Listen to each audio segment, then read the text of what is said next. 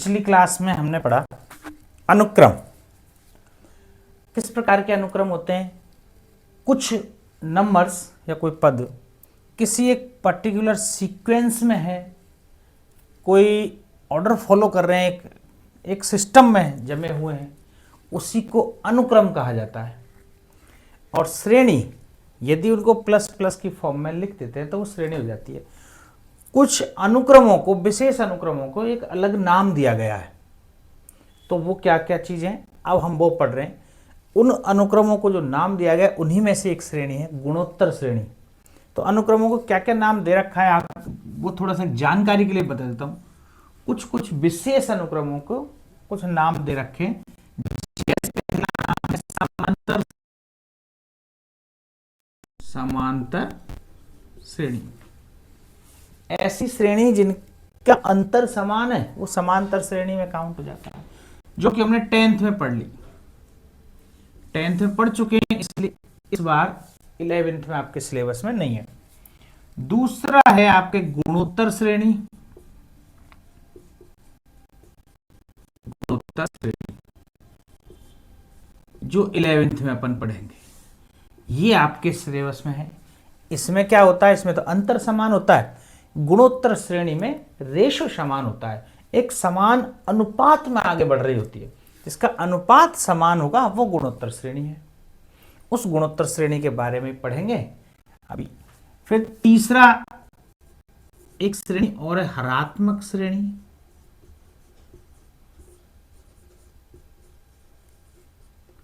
ये अभी आपके सिलेबस में नहीं है, बाकी पहले हुआ करती थी हरात्मक श्रेणी। और एक चौथी है समांतर गुणोत्तर श्रेणी। समांतर गुणोत्तर श्रेणी, तो ये भी अभी आपके सिलेबस में नहीं है, केवल एनसीईआरटी के सिलेबस में। और एनडीए या जेईई के सिलेबस में सारा कुछ है मामला। तो ये तो मैंने केवल आपको इतना बताया है कि कुछ पर्टिकुलर अनुक्रमों को एक विशेष नाम दे दिया गया, जैसे समांतर श्रेणी, जिसमें अंतर समान है ऐसा अनुक्रम वो समांतर श्रेणी हो गया। जिनका अनुपात समान है ऐसे अनुक्रम को गुणोत्तर श्रेणी बना दिया गया। जिनके हरात्मक श्रेणी, इनके रेसिप्रोकल मतलब व्युत्क्रमों का अंतर समान है, उसमें हरात्मक श्रेणी है। और समांतर गुणोत्तर श्रेणी जिसमें अंतर भी समान है और अनुपात भी समान है, ऐसी समांतर गुणोत्तर। लेकिन हम यहाँ केवल पढ़ेंगे गुणोत्तर श्रेणी, हमारे मतलब की केवल ये है गुणोत्तर श्रेणी। इसके बारे में एक बार जाने क्या होती है गुणोत्तर श्रेणी, कैसे अपन देखें। तो देखो, जैसे 2, 4, 8, 16 सीक्वेंस है, कोई अनुक्रम दे रखा है। तो अपन चेक करें इनमें क्या अंतर समान है। 4 में से 2 गए तो 2, 8 में से 4 गए तो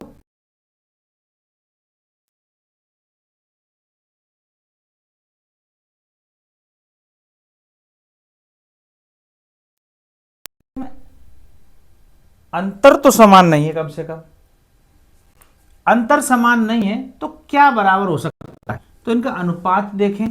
अनुपात कैसे पता चलेगा? ये पहला पद है, पहले पद को ए से लिखते हैं, ये वन लिख रहा हूं उसमें, ये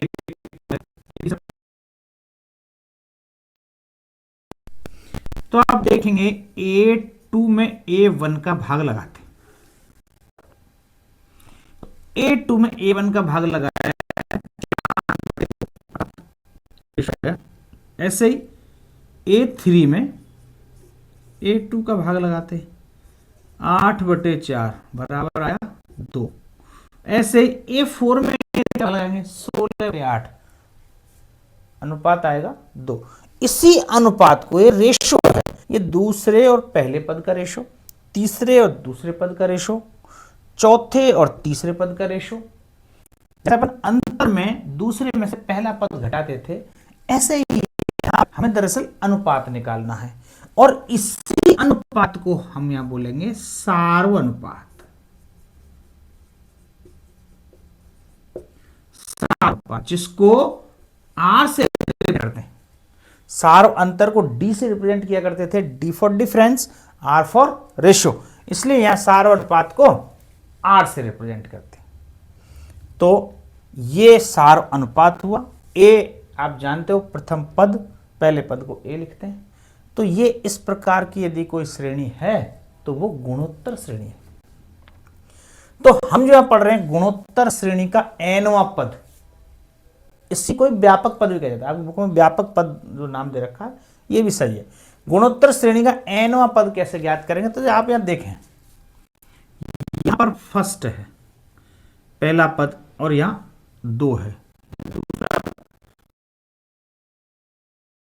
को समझाऊं, पहला पद ए है, दूसरा पद कैसे बना है आप देखें, इसका जो सार्वनुपात है 2 का इस 2 में गुणा किया तो दूसरा पद बना 2 गुणा 2। तो मैं इस दूसरे पद को कैसे लिख सकता हूं, ए आर, क्योंकि पहले पद में मैंने आर का गुणा कर दिया तो ये दूसरा पद बन गया। तीसरा पद कैसे बना,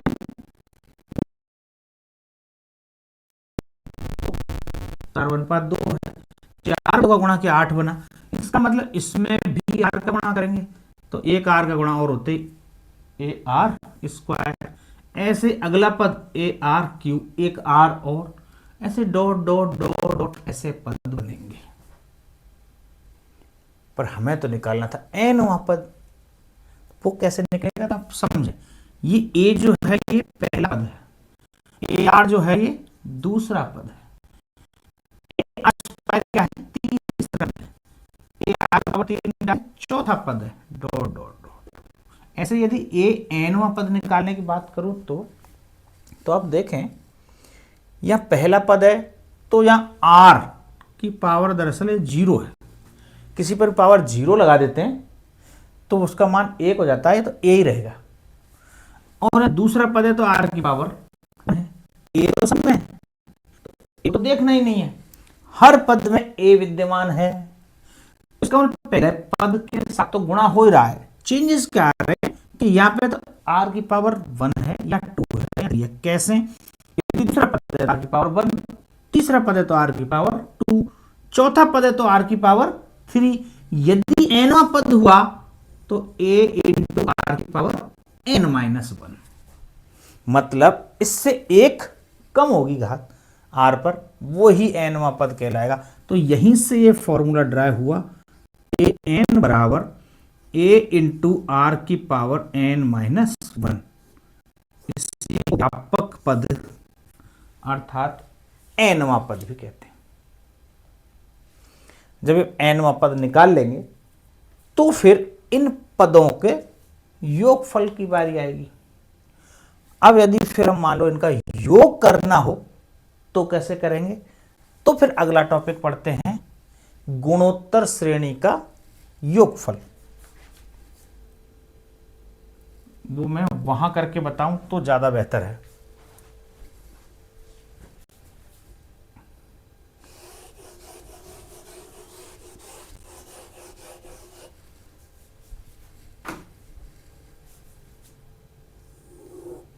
इसके साथ में एक चीज और पढ़ लेते हैं, गुणोत्तर श्रेणी का योगफल। भाई ये कैसे निकलेगा, जिसको कि बोलेंगे एस एन, इस व्यापक पद को या एन पद को बोलते ए एन। आप समझ रहे हो, जैसे यदि 10वां पद बोला ए एन का मतलब 10, एन की जगह में 10 रख दिया तो ए आर की पावर 9 हो जाएगी। 15वां पद बोला ए आर की पावर 14 हो जाएगी। हमें ए और आर चाहिए और हम कोई पद निकाल सकते हैं। इस पर संबंधित जो भी उदाहरण है अपन करेंगे। इससे पहले एक और पढ़ लेते हैं साथ के साथ ये टॉपिक, गुणोत्तर श्रेणी का योगफल। मान लो अब मुझे इसका योग करना हो तो योग कैसे होगा कोई चीज का, जैसे एस एन, एन पदों का योग कैसे होता है, तो आप देखोगे मान लो ए प्लस जितने भी इसमें ये पद दे रखे हैं आप डायरेक्ट इनको ऐड कर दो। जैसे ए, दूसरा पद ए आर बताया था, तीसरा पद स्क्वायर बताया था, डॉट डॉट डॉट डॉट। जो लास्ट का पद है ए आर की पावर एन माइनस वन, ये ए एन पद बताया है। बोलो बात समझ में आया? जो ये पद दे रखे हैं दरअसल मैंने इन सबको जोड़ दिया तभी तो एस एन बनेगा, लेकिन मुझे फॉर्मूला ड्राइव करना है, ऐसे कैसे जोड़ पाऊंगा मैं? तो ये तो एक तरह की इक्वेशन हो गई। तो पूरे में हम आर से गुणा कर देते हैं एक बार। इसको माना यदि समीकरण एक मान लें और ऐसे लिख दूं मैं, समीकरण एक में आर से गुणा करने पर, पूरे में आर से गुणा कर देते हैं। तो जरा देखो, R into S N, A R में आर का गुणा A R square, A R square में आर का गुणा A R cube, dot dot dot dot. इसमें आर का गुणा करेंगे तो देखो एन माइनस वन, तो पहले एक आर और आ जाएगा, तो ये घातें जुड़ जाएंगे।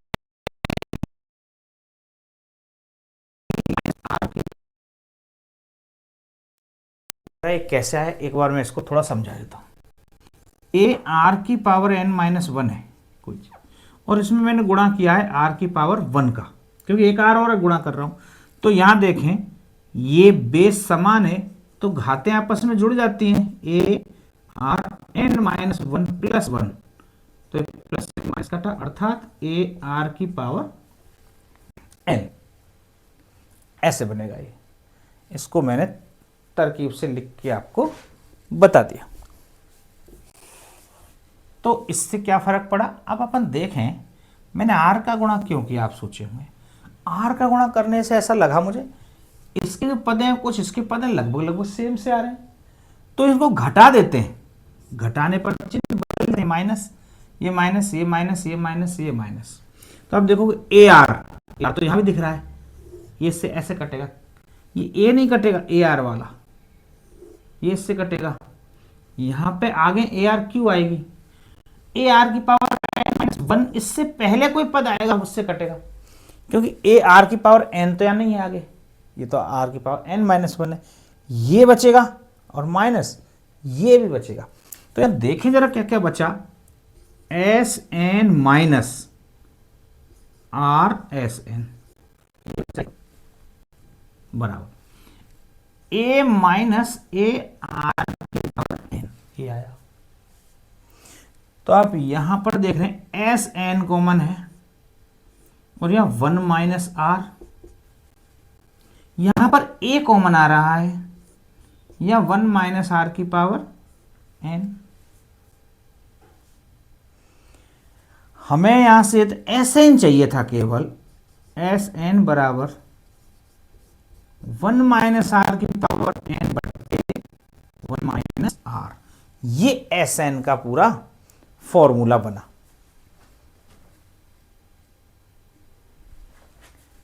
ये आपका एस एन हुआ, मतलब सम ऑफ एन टर्म। अब आप देखोगे ये तो वन माइनस आर की power N, one minus R, आपकी बुक में एक फॉर्मूला और दे रहे आर की पावर एन, वो आया कहां से? यहीं से आया है। अब जरा इसको मिटाता हूं, यहां से देखें, मैं इसमें माइनस माइनस कॉमन ले लूं, एस एन बराबर माइनस ए कॉमन ले लिया तो आर की पावर एन हो जाएगा, माइनस वन हो जाएगा, क्योंकि माइनस माइनस कॉमन लेने पर ये प्लस का बन गया, तो ये प्लस वाला माइनस का बन गया। मैं नीचे भी ऐसे ले सकता हूं, आर माइनस वन हो जाएगा और इस माइनस से माइनस कट जाएगा। तो एक फॉर्मूला ये भी बन के सामने आया, एस एन बराबर ए इंटू आर की पावर एन माइनस वन बटे आर माइनस वन। तो दोनों ही फॉर्मूले सही हैं, पर आपको याद ही रखना है कब कब यूज करें। तो आप देख रहे हो यहां आर में से वन घट रहा है, इसका मतलब यदि आर एक से बड़ा है तब तो ये यूज करेंगे, और यहां वन में से आर घट रहा है, आर यदि वन से छोटा है तो हम ये यूज करेंगे। बात समझ में आ रही? ये दोनों ही फॉर्मूले सही हैं, और ये एनवा पद हुआ और ये एन पदों का योग हुआ। यही हमारी गुणोत्तर श्रेणी का एक छोटा सा सार है। अभी और भी पढ़ना है इसमें, पहले ये नोट डाउन करें और इससे संबंधित अब जो भी उदाहरण है अपन एक बार एग्जाम्पल हल करते हैं।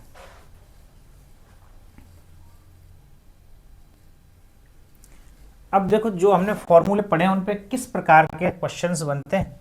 पहला ही सिंपल सा 5, 25, 125 का 10वां पद, एक तो 10वां पद निकालना a10 तथा nवां पद और an निकालना है, ये ज्ञात करना है। तो सबसे पहले यदि कहीं जीपी दे रखी है तो इसमें पहला पद क्या आ गया, साफ दिख रहा है 5। रेशो r कैसे निकलेगा, दूसरे पद में पहले पद का भाग देकर, तो 25 25 5 आ गया r, ए भी पता चल गया आर भी पता चल गया। पहले अपन एनवां पद ज्ञात करते हैं। एनवां पद का क्या फॉर्मूला, एन बराबर ए प्लस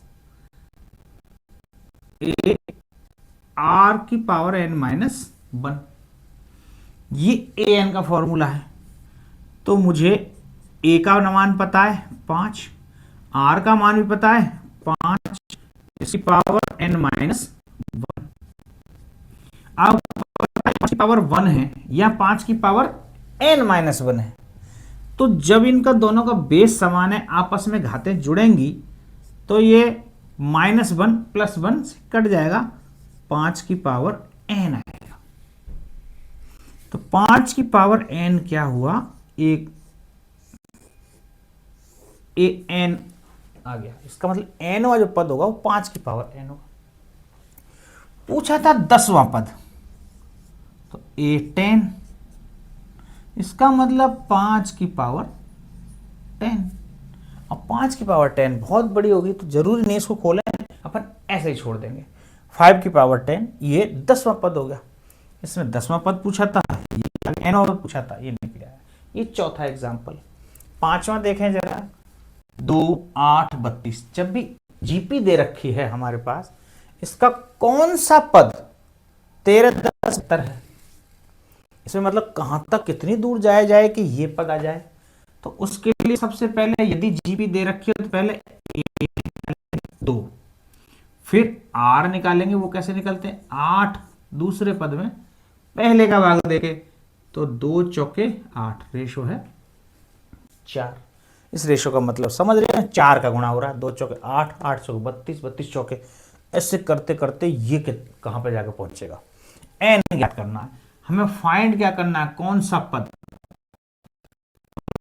आया है,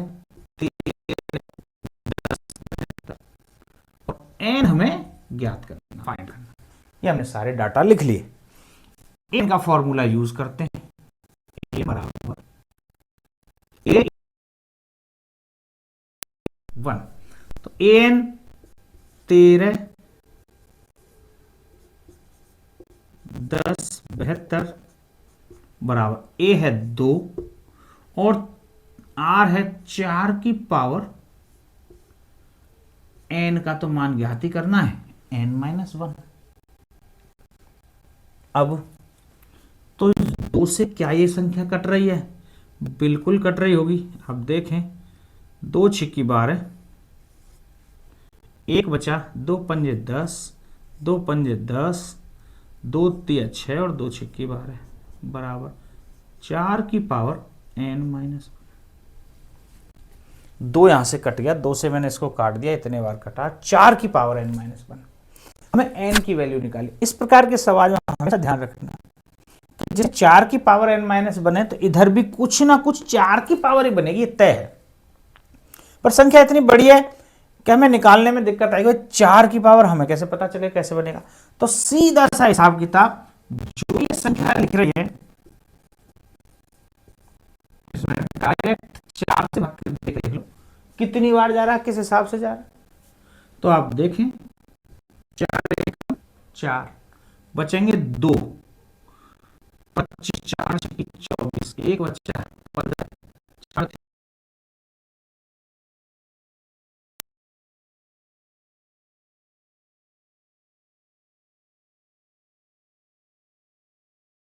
4 चौके 16। अब 3 में भाग जाएगा नहीं तो भाग टूटेगी, 0 आएगी। फिर 38, 4 नाम 36, 4 की 24, फिर 4 से 4 दाएं 40, 4 दूनी 8, 4 चौके 16, फिर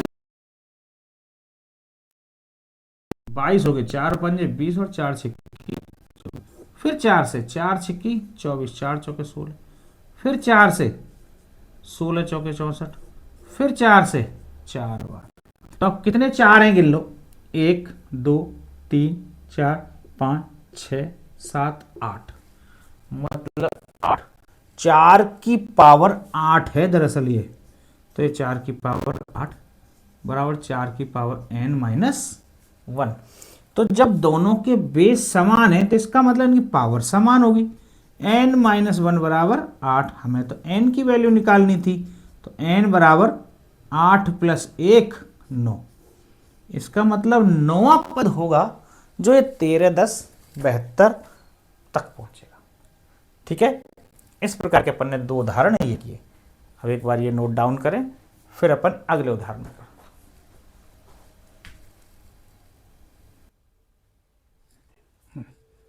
अब एग्जाम्पल 6वां और 7वां देखें, तो 6वें एग्जाम्पल में क्या दे रखा है, तीसरा पद 24 है, 6वां पद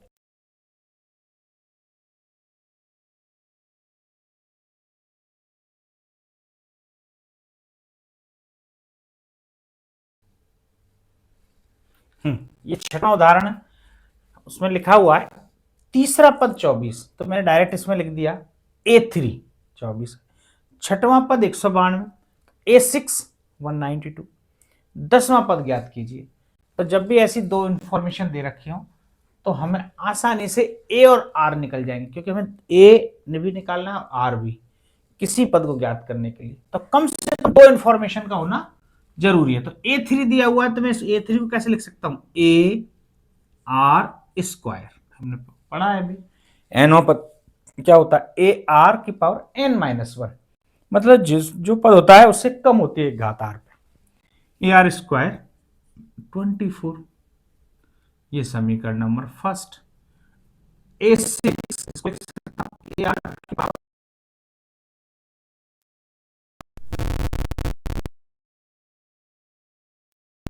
तो ऐसा क्या करें जिससे हमें पद मिल जाए, तो हम देख रहे हैं समीकरण 2 में 1 का भाग दे देते हैं, कहीं ऐसे तो कट जाएगा, आर की वैल्यू पता चल जाएगी। तो समीकरण 2 में 1 का भाग देने पर, तो समीकरण 2 AR की पावर 5, समीकरण AR², इसका मतलब 192 में 24 का भाग लगाना है। A से A कट गया, R की पावर यहाँ 5 है, यहाँ R की पावर 2 है, ऊपर जाके ये घट जाएगी, 5 - 2 और 24 8 192 होता है, 8 बार कट रहा है। 5 में से 2 गया तो R की पावर यहाँ 3 आई, तो ये 8 को भी 3 पावर में तोड़ लेते, 2 की पावर 3, तो यहां पावर दे दी दोनों की समान है तो बेस भी समान होंगे। R का मान पता चल गया 2, यहां से निकला। इस R का मान समीकरण 1 या 2 किसी में भी रख देंगे, तो R का मान समीकरण 1 में रखने पर, समीकरण 1 क्या कहता है, 1R² बराबर 24, तो A इंटू R है 2, 2 का स्क्वायर बराबर 24, 2 का स्क्वायर 4 होता है, तो 4 से डायरेक्ट ही काट दूं, 4 छिक्की 24, A की वैल्यू 6, A भी आ गया और R भी आ गया। अब A है और R है, हमें ज्ञात करना था A10, तो A10 को लिख सकते हैं AR की पावर 9, तो A है 6 और R है 2 की पावर 9, 2 की पावर 9, 6 इंटू 2 की पावर 9 होती है 512, 6 गुणा 512 करना है, यदि 6 गुणा 512 करना है तो आप देखोगे 6 पंजे 30, 3000 तो ये हो गए, 12×6 72, 3072 ये फाइनल आंसर होगा हमारा, यदि इसमें गुणा करने के बाद। तो 10वां पद क्या आएगा हमारा 3072। अब एग्जाम्पल 7 में देखें जरा, यहां गुणोत्तर श्रेणी दे रखी है 1 प्लस 2/3 प्लस 4/9 प्लस n पदों का योग ज्ञात करना। एक तो n पदों का योग, दूसरा 5 पदों का योग, दो बातें पूछिए। तो पहले अपन n पदों का योग ज्ञात करेंगे, n की जगह 5 रख देंगे। अब तक तो हम ये इस फॉर्मूले पे काम कर रहे थे, a r की पावर n-1 मतलब nवां पद। अब ये योगफल वाला आ गया, दोनों के फॉर्मूले में बता चुका हूं। तो जब भी जीपी दे रखी हो तो पहला काम तो a निकालें 1, दूसरा r निकालें, वो कैसे निकलेगा 2/3 में पहले पद 1 का भाग लगाएं, अर्थात 2/3 ही आएगा।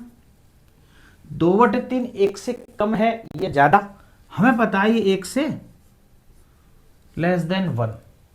तो यदि 1 से कम है तो कौन सा वाला फॉर्मूला लगाएं, एस एन के लिए a इंटू 1 माइनस आर की पावर n बटे 1 माइनस आर, ये फॉर्मूला लगाएं, क्योंकि r 1 से छोटा है। तो a कितना है 1, 1 माइनस आर है 2/3 की पावर n बटे 1 माइनस 2/3।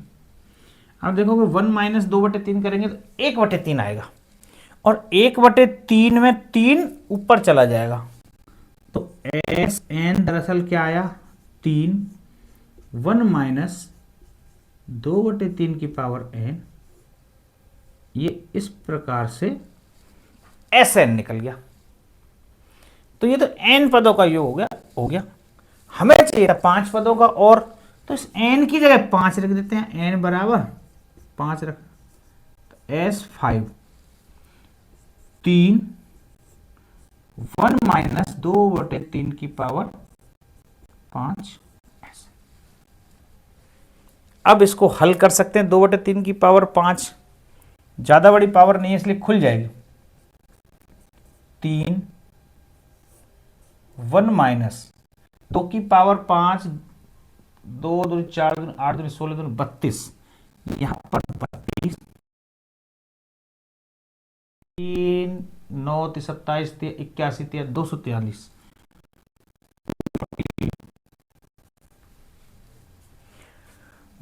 243 1 से गुणा करेंगे और 32 घटाएंगे, तो इसका मतलब अगली लाइन क्या आएगी जरा देखें, 3 गुणा 243 माइनस 32 बटे 243, और 243 से कट रहा है 24, और 243 में से 32 गए तो 211, तो S5 जो आया हमारा 211/81, ये 5वें पद तक का योग कहलाएगा 211/81। ये कट रहा है सीधा सा, 2 8 3 8 24 3 3, और 243 में से 32 गए तो 211। ये कैसे आया आप समझ रहे हैं, एक है यहाँ 243 1 से गुणा करेंगे माइनस 32, सिंपल सी कैलकुलेशन है छोटे मोटे। बस ये आपके 7 एग्जाम्पल हुए, अब बाकी के कुछ नेक्स्ट क्लास में।